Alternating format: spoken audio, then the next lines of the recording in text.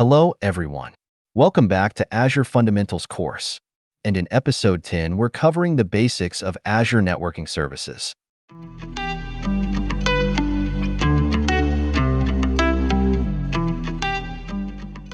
The focus of the 10th episode is around Azure Networking Services. The core services that we will learn today are virtual networks, load balancers, VPN gateways, application gateways, and content delivery networks. But before we move to those services, let's talk about what are networking services in general. This is the category of services that allows customers to connect their on-premise and cloud resources, but also help with protection and monitoring of the networking for those services, as well as helping customers with application delivery. And the first service that we'll learn about today is Azure Virtual Network. Imagine you have two resources in Azure, let's say two virtual machines. Because virtual machines are representation of the physical hardware in the cloud. They also need to be placed into representation of the physical network infrastructure. That representation in Azure is called Azure Virtual Network.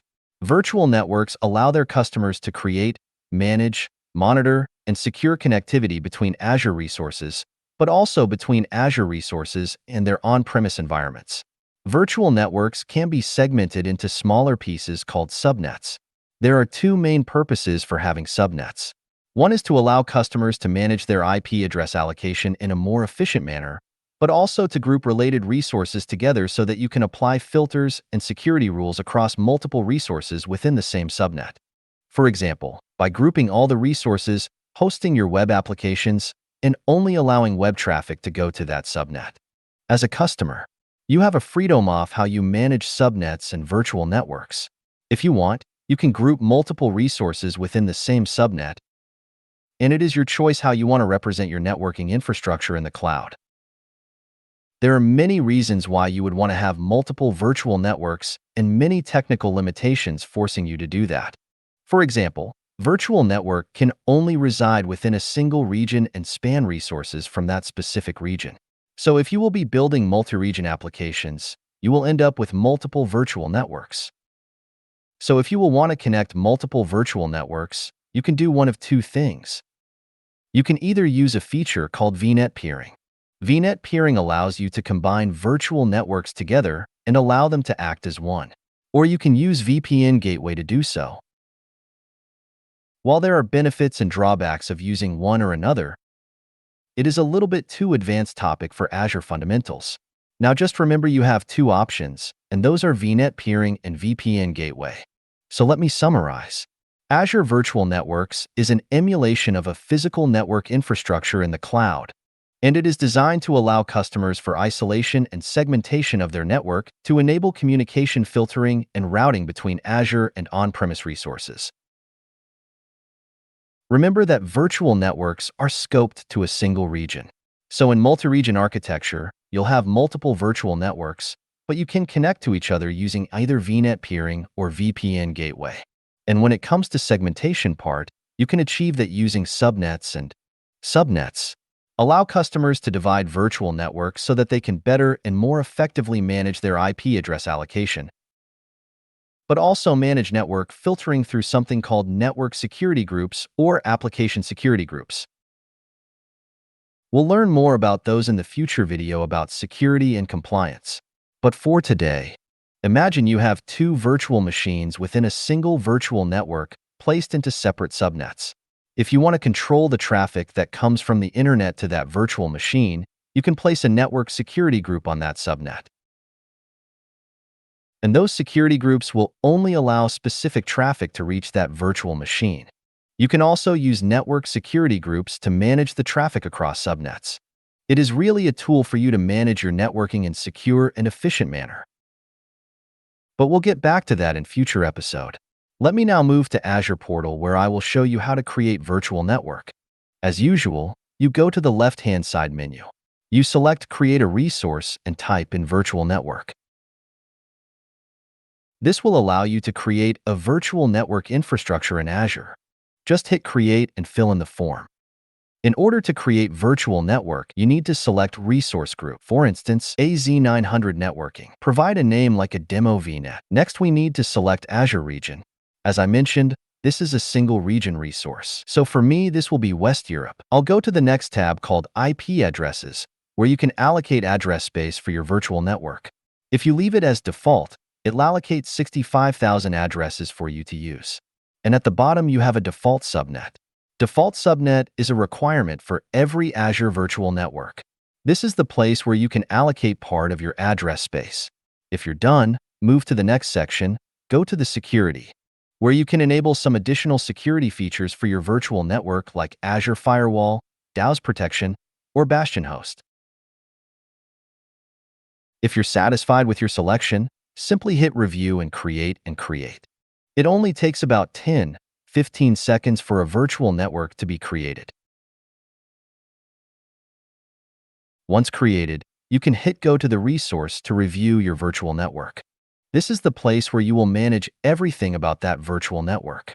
But I want to show you something more interesting by going to the research groups and selecting the resource group that I created in the previous episode called AZ900VM, where I created my virtual machine. When you create a virtual machine, by default, a virtual machine is created with a virtual network with a default setting. When you open this, there's a cool feature of virtual networks that allows you to draw a diagram of your infrastructure. By simply typing diagram here, you can select monitoring diagram, and Azure will draw a diagram for you representing your current networking infrastructure for that specific virtual network. As you see, we have AZ900VM virtual network with one subnet called default. And there is one network interface that is connected directly to the subnet, which is used by a virtual machine called AMDM or VM. There is also a public IP connected to this networking interface, allowing me to connect to this virtual machine from the public internet. And the network security group, which controls all the traffic that goes to this virtual machine.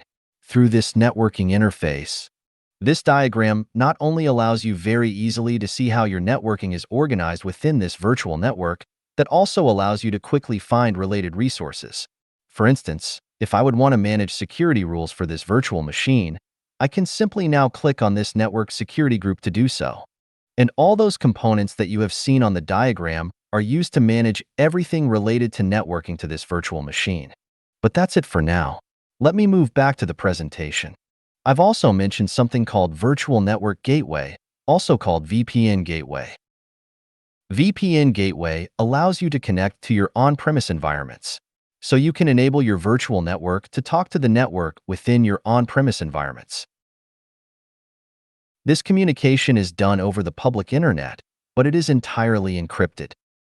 Additionally, VPN Gateway can be also used to connect virtual networks to each other. Although this is a less common case, it is still able to do that. So just remember to use VPN Gateway whenever you need to connect on-premise environments to Azure over the public internet, or if you need to implement cross-regional communications of Azure Virtual Networks. In the end, it'll be your decision to decide whenever you'll want to use VNet peering or VPN Gateway to do so. But there will be few details that you will need to read about before deciding which one to use, because each is designed for a specific use case. For today, we don't have to deep dive into those topics. Next on our list is Azure Load Balancer. And load balancing simply means distribution of the traffic across multiple resources. So if you have two virtual machines, you can create a load balancer in front and evenly distribute the traffic across those two virtual machines. And there are many reasons to do that. One of them is scalability, because by adding additional instances, scaling out, you can scale to accommodate much larger workloads versus scaling up where you simply add more power to the machine. And the second reason is high availability.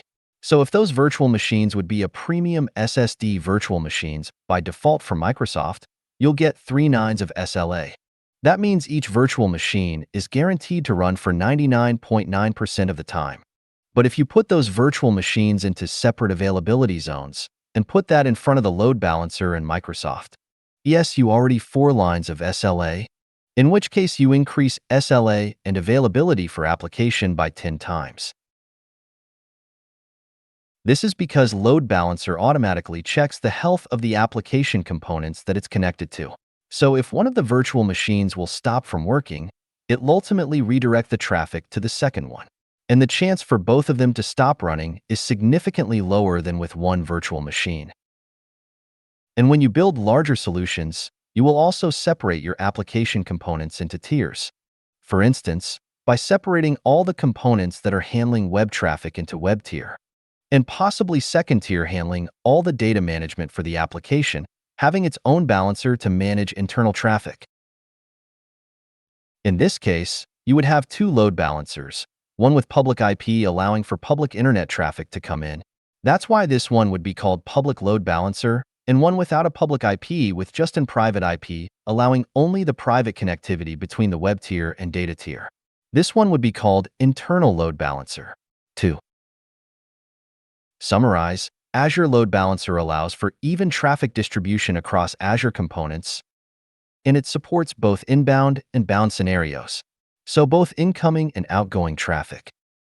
And it is used by customers to provide highly available, but also highly scalable applications. It supports both TCP and UDP applications and supports both internal and external traffic with this public and internal load balancer.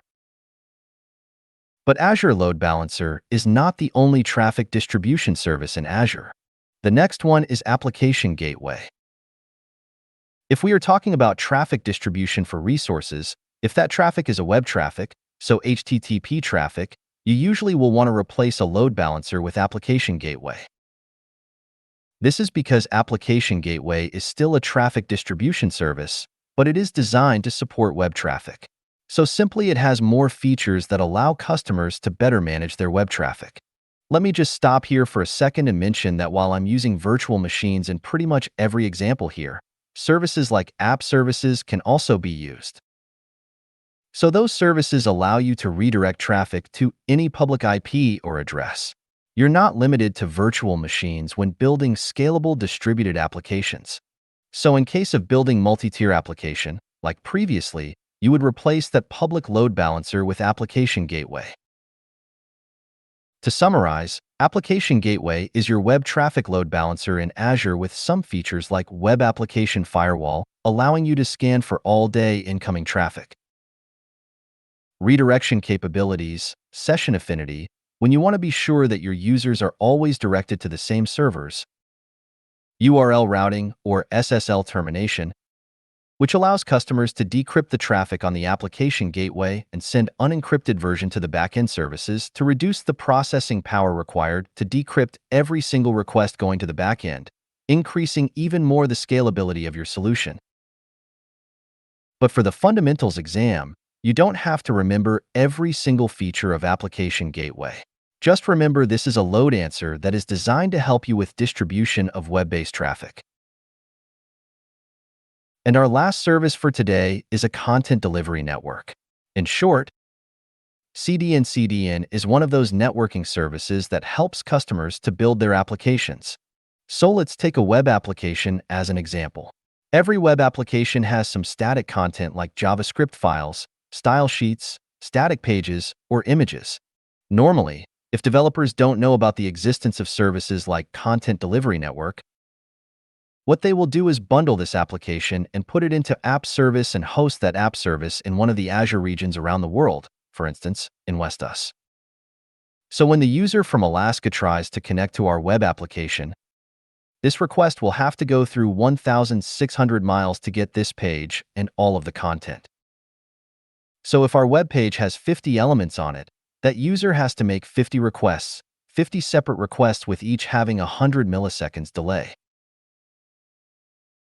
This might not be an issue yet, but if our users will start connecting from different continents, in this case, the distance they need to cover is much greater. So the latency for every single request they make will be much greater when compared to users connecting from Alaska. To help with that scenario, you ask your developers to upload all the static content into Content Delivery Network, allowing service to distribute that content all around the world so that the users will connect to the closest location with their content available, reducing the latency, but also the workload required by your front-end services. So Azure CDN allows for delivery of web content to users to minimize the latency for web applications so that you can build more scalable web applications and minimize the workload required by your front-end services.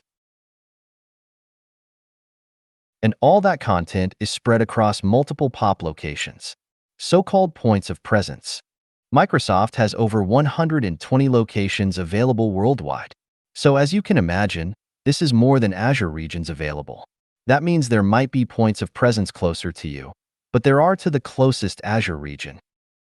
But that's pretty much it when it comes to content delivery network. So let me summarize all of the networking services that we've learned today. First of all, we have Azure Virtual Networks. This is the service that allows us to represent our physical networking in the cloud and allow us to group, filter, and segment the network and all the related resources. Additionally, we've learned about VPN Gateway, a service that allows us to connect our on-premise networks with the cloud networks and allow them to communicate to each other. Additionally, the service allows us to also connect virtual networks in Azure. In this case, remember that VNet peering as a feature also allows for that. So definitely something to ponder on. We've also learned about two load balancing solutions. One called Azure Load Balancer, which is designed for traffic or even distribution of that traffic across multiple services. And if our traffic is a web-based, then we use Application Gateway to distribute the traffic, because it has additional features for filtering and security of web-based traffic. And lastly, we've learned about Content Delivery Network. In short, CDN. This is the service that distributes and caches the content across multiple POP locations around the world to offload our front-end services, but also reduce latency required to deliver the content to our users, which helps with scalability of our applications, but also gives us better user experience. And that's it when it comes to networking services in Azure. If you like this episode, hit thumbs up, leave a comment, and subscribe to support the channel. If you want to go to the next episode, simply hit on the icon on the side or follow the playlist and see you in the next episode.